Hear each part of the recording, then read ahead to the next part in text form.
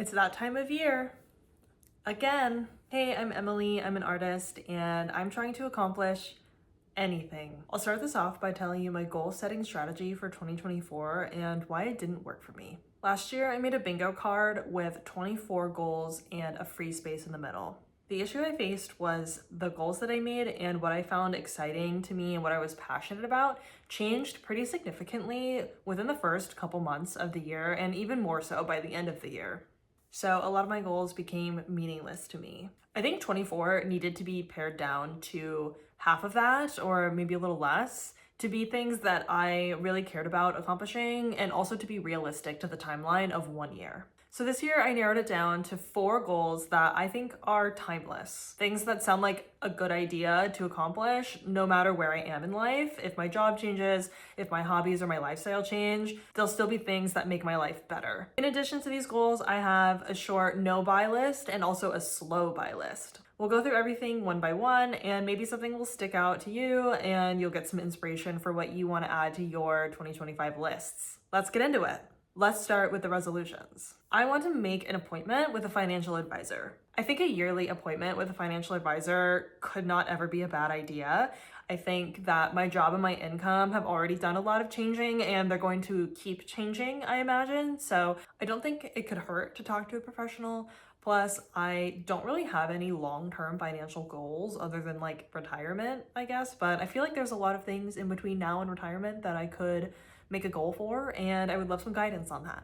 I opened a Roth IRA a year or two ago because the internet was like, this is a good idea, but I don't know what it is, how it works, or what I should be doing.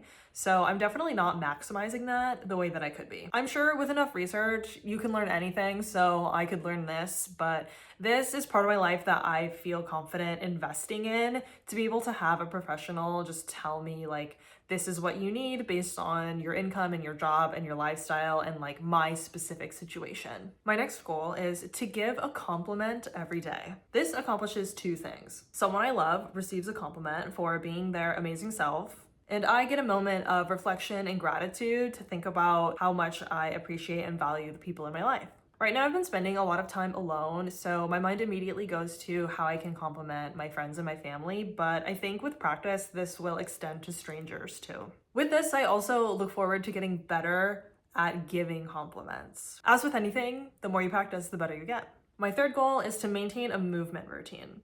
Notice I didn't say go to the gym every day or lose weight or something along those lines. I want to use movement as a form of play and something that I enjoy doing and something that I can show up to, anticipating having fun. This could be anything. It could be going to a dance class or finding a YouTube video that I think is interesting or writing my own workout and then going to the gym. Whatever it is, it needs to move my body and I need to have fun doing it. And that's why I think it's timeless, because those 2 things will never go out of style. What I struggle with this goal, because I've had this goal a million times, is the routine of it. Is it every other day? Is it a little every day? Is it twice a week? Is it on the weekends? Is it whenever I want it to be? I think one variation I haven't tried is a little bit of movement every other day. Usually this goal looks like go to the gym every day or do a workout class 5 days a week. And I do this because I used to work out constantly when I was in high school and college, because I was doing like extracurriculars and I was going to the gym.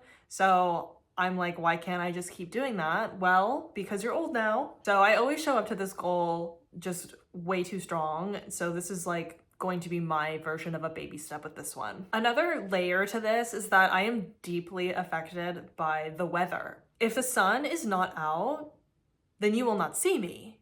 I will be inside. In fact, I will be in bed. How do I survive the winter? Barely. I barely survive the winter. In fact, I'm going to leave Indianapolis and I'm going to retreat to the Arizona desert. So if you need me, I will be literally in the desert. My final goal, and the most important goal to me, is be consistent on YouTube all year long. This is my 2nd video, so I'm still brand new to the YouTube game, but thinking about video ideas, writing scripts, trying new editing techniques, playing with organization and pacing. With the videos I've made so far, I'm having a lot of fun. If I've learned anything from the failure that was 2024, it's that the SMART goal is the way to go. I decided that if I get to December and I'm looking back at 2025, if I have 24 videos uploaded, so twice a month, that would be the perfect amount of consistent for me. I consider this goal to be timeless and not an ADHD hobby that I'm really excited about and then will get bored of because of one thing, my mindset. My primary goal with YouTube is to talk about myself, document my life, see how my art and artistic process ebbs and flows, have a record to look back on and be able to see my growth and my journey. As long as I keep approaching YouTube this way, I think it's a timeless goal. I think it's the difference between a vlog and a diary entry. Do you get what I mean? Moving on to the no-buy list, let's start with why. It's simple. Honestly, these are either convenience items or a physical manifestation of a questionable relationship with food. There's a way that I can still have all of these items and I just have to approach them differently. Saving money is cool for sure, and that's gonna be a really great side effect of this, but ultimately it's more for me about how unnecessary these things are, and a lot of them are just out of habit and not because they actually add anything to my life. I'm grateful to have figured that out, so now we are to implement it. First thing on my no-buy list, coffee, specifically coffee from a cafe. I am so allowed and absolutely encouraged to go and get coffee from the grocery store and make it at home. With this, I've decided that if I go to a coffee shop, the only thing I'm allowed to get is tea.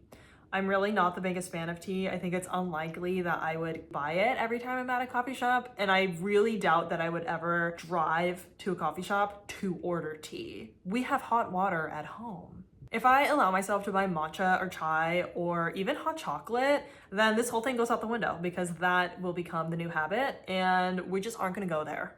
The next thing on my no-buy list is DoorDash, delivery, and takeout. If I want to eat out, I simply have to go to the restaurant and sit there. Delivery is simply way too convenient and I do it too often. And I found that this was partially because I was traveling a lot without a car. In the traveling situation of it all, sometimes there isn't a kitchen to cook in or the grocery store isn't within walking distance. So for the next leg of this experiment, I'll be driving around. That way I'll always have access to a way to get to the grocery store. So I think that will help a lot. The last thing on my list, food-based little treats. I know.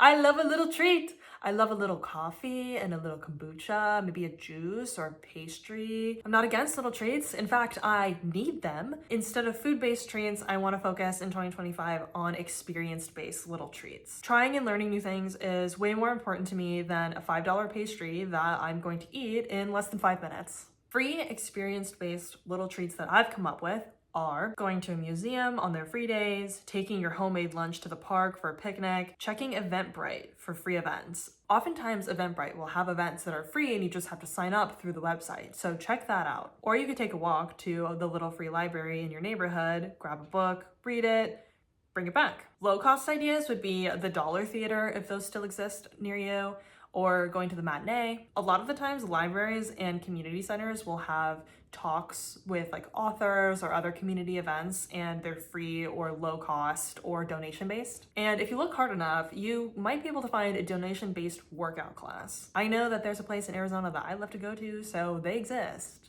It has to be more than just that one place. If you have any other ideas for this section, I feel like you commenting them below will help me and many other people. So consider commenting those below. Next up is my slow buy list. These are not things I'm going to cut out completely. When I was looking at my spending, I noticed that most of my spending goes to the things on my no buy list, and then the next biggest chunk of spending goes to these items on my slow buy list. My goal is simply to be more mindful of what I'm buying, how much I'm buying, and if I'm really getting use or joy out of what it is I'm buying. First thing, I love collecting vintage postcards. I offer them on my website for people to buy, and it comes with like a mini tarot reading written on the back. So I do keep a small stack for like inventory, but I am known to buy too many at once. So I'm going to keep buying them. However, I will make sure that the stack that I have is completely gone before I go and buy more. And that is the general rule I'll follow for all of my collage supplies and a couple other things on this list. Next up is clothes. I'm slowly getting into thrifting and actually kind of starting to enjoy it. and I'm making a point to only pick out things that are really exciting to me. So I'm not going to stop buying clothes altogether, but I'll just make sure that everything is very intentional, and I'll practice the one in, one out rule. For example, I have 2 coats. One of them is more of a fashion coat and is warm, but doesn't have a hood. My other coat is not as cute, but still warm. It does have a hood, and it's more for rainy weather. I'm not sure if the answer is one jacket that's cute, warm, and has a hood, or maybe it's keeping the one without the hood and finding a hoodie to wear under it, and then getting rid of one of my 3 sweaters. I honestly don't know. Whatever the solution is, it's going to be intentional, versatile, and take up less space. The third item on this list is toiletries. When I lived in an apartment, I would often stockpile like body soap, shampoo, conditioner, razors, etc. And that was just because I hated being in the shower and then saying, dang it, I was supposed to get conditioner. From here on out, I'll work through the stockpile that I have and then only buy new things as I need them. Another item I need to slowly buy in 2025 is journals. I have 2 journals right now, and they each serve a very specific purpose. One of them is a junk journal for collaging and collecting trash. If you don't know me, I love collecting trash. I talked about it in my first video, so after this, go and watch that one if you haven't seen it yet. And I have a second journal for morning pages. Those are the only 2 journals I'm allowed to have at any given time. So I feel good about only replenishing those once they are completely full and never coming up with a reason for needing a 3rd journal. Last but not least, and absolutely the most difficult thing on this list, is going out to eat. I do not know what frequency will work best for me, but going out once a week is too often. It's not realistic for me to never go out to eat, so I'm thinking maybe once a month. If there's like a fun thing happening, then that's the time that I get to go out to eat. I don't know. If you struggle with this and you found something that works for you, please tell me. And that is what my 2025 is going to look like. If any of this resonated with you or gave you an idea for your list, please let me know. I would love to hear it. If you're doing a no buy year or a no buy month or something along those lines, please tell me what the hardest thing is going to be for you to not buy. That is all I have for you today. Thank you for being here with me, and I'll see you in the next one.